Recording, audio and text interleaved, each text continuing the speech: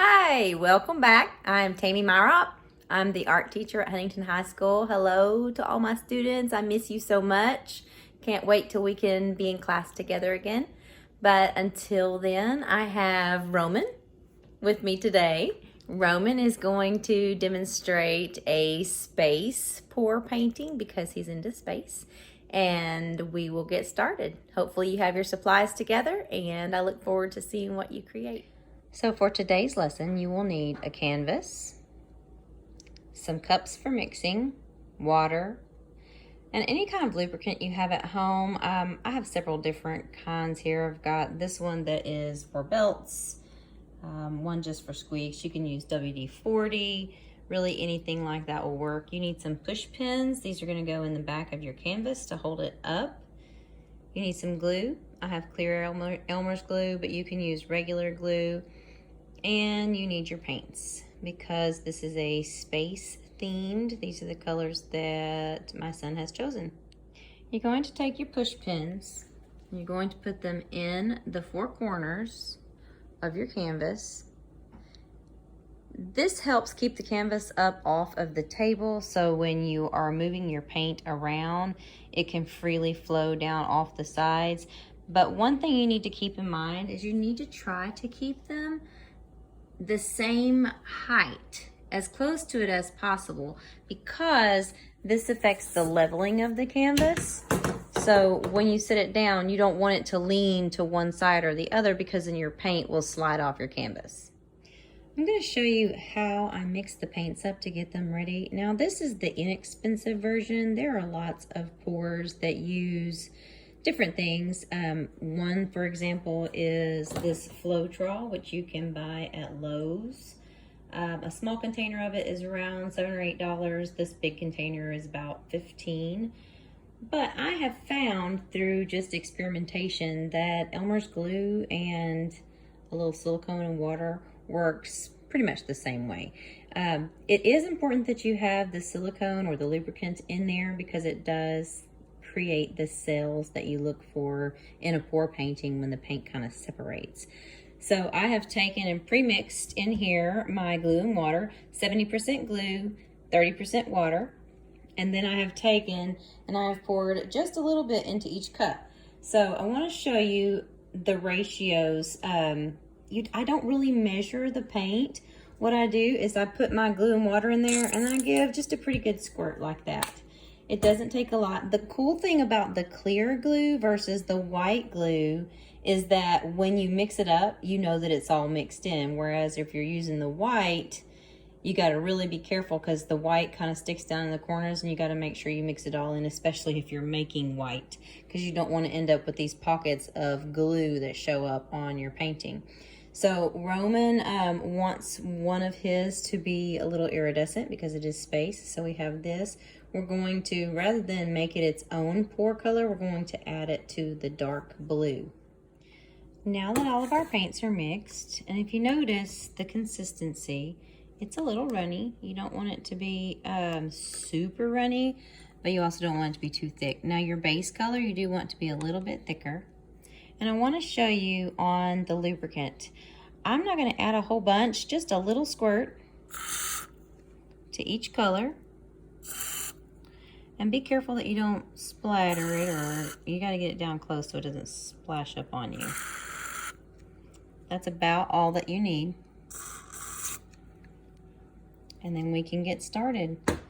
The first thing we're going to do is flood our canvas. And what I mean by flood the canvas is we're going to take this black, because it's space, and we're going to pour it over the entire surface of the canvas so that we have a fluid background and our paint will flow smoothly as we go. I mentioned earlier that you will need is some form of heat.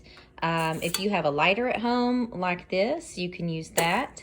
Of course, because I'm married to a chef, we have a torch that we use for everything. So those things you can find at Walmart or online, which is where we order most everything, through Amazon. So some form of heat. So Roman is going to begin by flooding his canvas. So Roman, if you will cover your canvas with that black paint.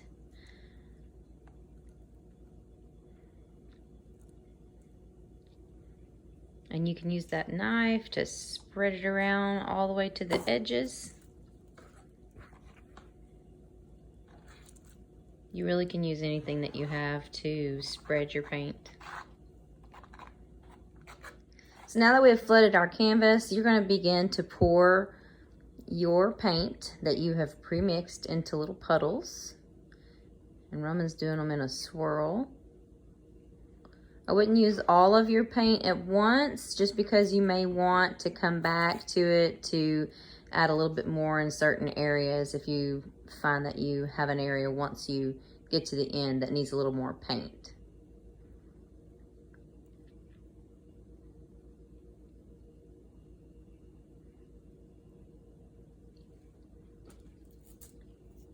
You gonna do the other colors, or are you gonna swirl it first?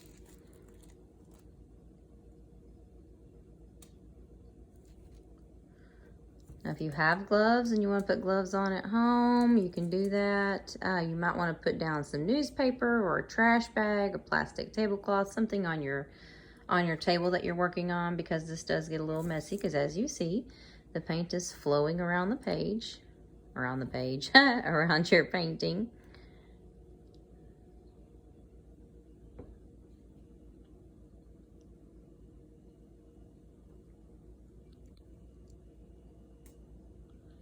And what he's doing is just moving it until it gets to the way that he wants it to look. And that is a matter of taste. That is totally up to you.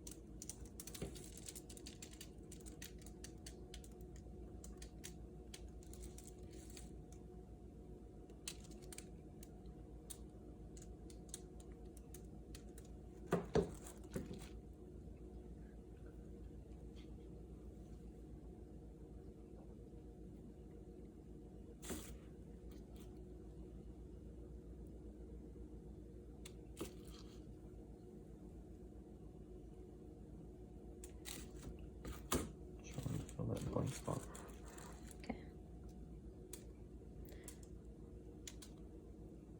And don't worry about the edges, because in the end, when you get done with the way you want the top to look, you can always go back with some little extra paint. You can touch up the edges, like where your fingers are and things.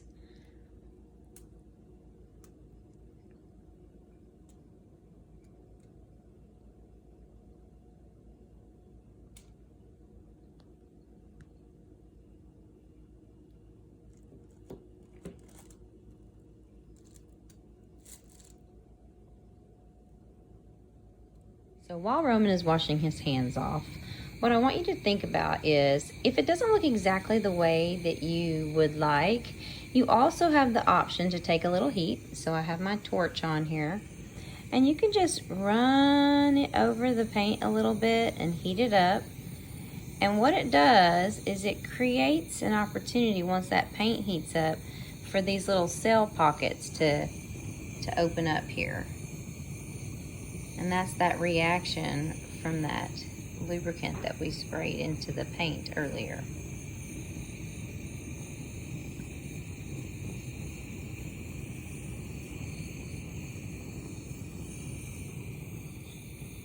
Roman, you want to try with the torch? Just keep in mind, do not get it too close to your canvas because you don't want to burn your canvas. You just want to heat up the paint a little.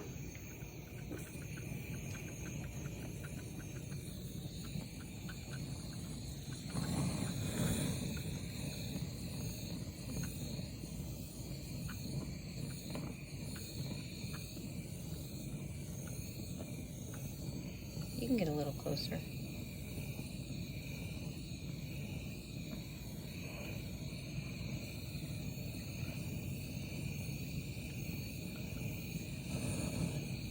Raise it up for just a second. What I want you to notice is right here, see how it's starting to separate? And over here where it was mostly black, once he heated it up with the torch, you start seeing those colors come through that are underneath. So if you wanted to see more of those, you would just hit a little bit more with the heat.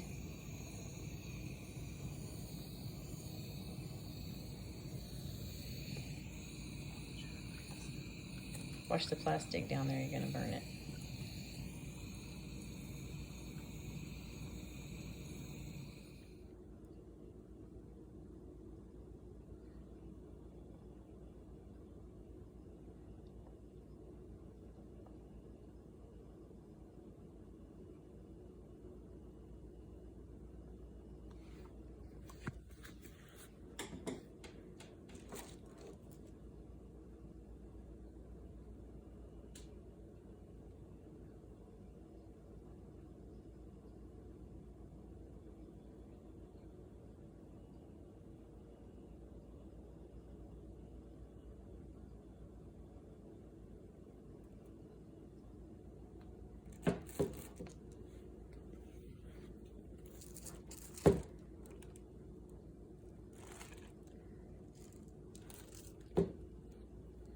So Roman wants to add some stars to his painting. So what he's going to do is going to take this brush that's fairly, I don't know, stiff, I guess I would say, and put it in the paint. And then he's going to just run his finger across it so that he can splatter.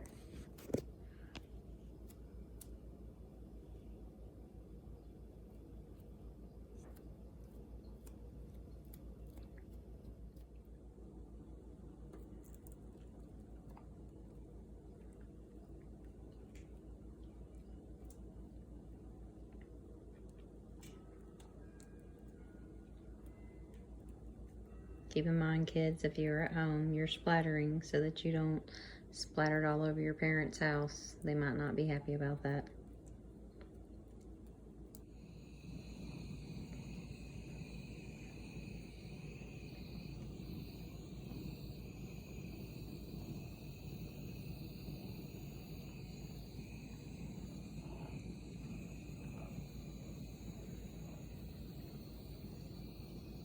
Make sure that wherever you're doing this, that it's an area where you can leave this to sit for a few days, because it will take at least a day for it to dry enough for you to be able to move it without the paint moving off of the canvas, because as it is right now, it's still very fluid, and if you pick it up and move it, if it leans over, the paint will change the picture and it will run off the edges. So the last thing you're going to do is, you see how he's running his finger under the edge of the canvas.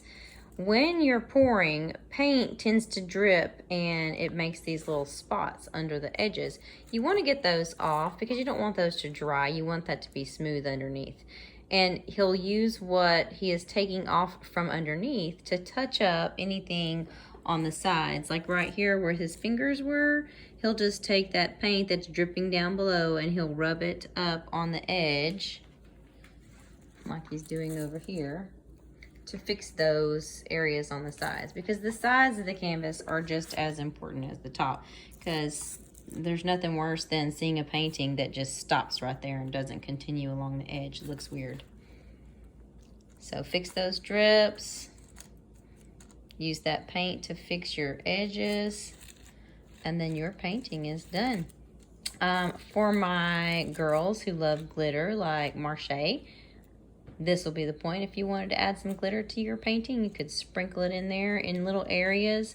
I wouldn't say cover the whole thing with glitter, but maybe choose a color that you want to highlight, and you could put some glitter, say, if you were going to just glitter the purple, I would just sprinkle it where the purple is. That way, it looks really nice when you add a little bit of glitter to it. Yeah. Thank you so much for watching our video tutorial of how to do a space pour. I'm Tammy Myrop, and this is Roman. Say bye. There's Jera hiding in the background. And until I see you guys again, I hope you enjoy making art. Bye.